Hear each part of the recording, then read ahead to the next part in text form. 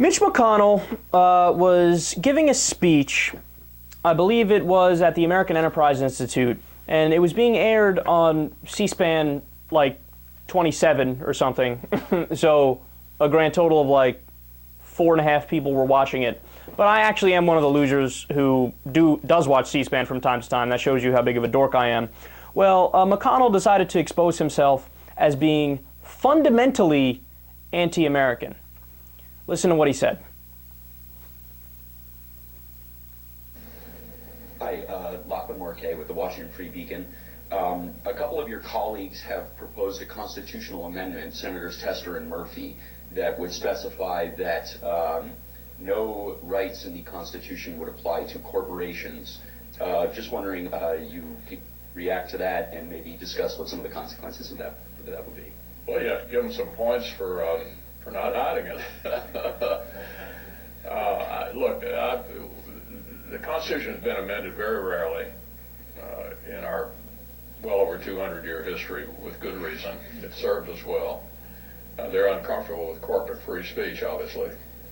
They were not uncomfortable with corporate free speech when corporations that owned newspapers or television stations were engaging in it. They've only become uncomfortable with it when the Supreme Court said, why should there be a carve-out for a corporation that owns a media outlet and for no one else? It's an absurd proposal. It won't go anywhere. Whoa. It's absurd to not treat corporations like people? That's what he's saying. And look at how smug he was about it at the beginning. He was like, well, clearly, look at them. They're open about it. Give them credit for that. As if they're the ones that have the untenable position. As if they're the ones that are out of the mainstream. Oh my God. Mitch McConnell is so corrupt, he doesn't even know what it's like to even have a not corrupt thought. He flaunts his corruption. He's like, yeah, no, corporations are people, duh.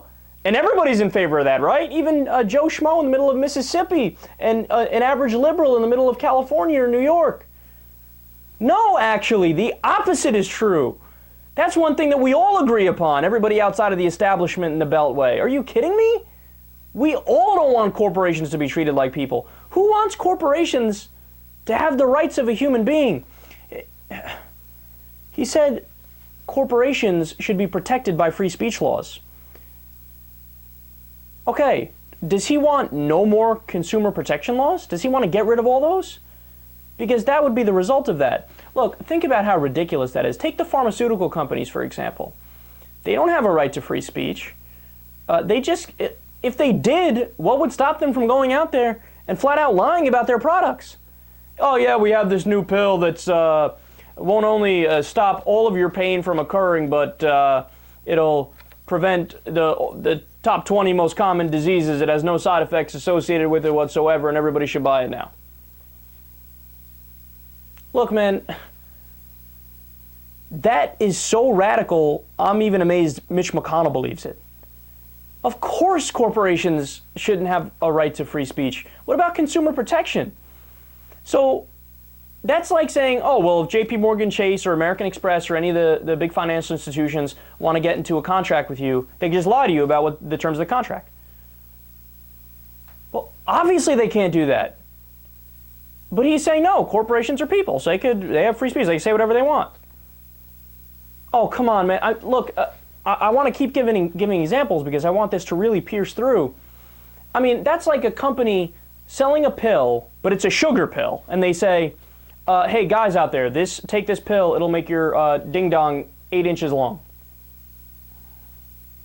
Should they be allowed to do that? According to Mitch McConnell, yes. Corporations should have the right to free speech. It's so crazy, man. It's so crazy. And so look at how our politics functions as of today. And look at what Mitch McConnell's opinion is of that. When money equals free speech, which the Supreme Court did rule, by definition, that means that whoever has the most money will have the loudest voice in a democracy and will get the policies that they want because they will be most influential over our politicians. So what happens is the politicians end up representing the corporations and the big businesses because they have all the money. They end up representing them over who they're supposed to represent, the American people, their actual constituents. And what Mitch McConnell is saying is, yeah, no, that's great, that's fine.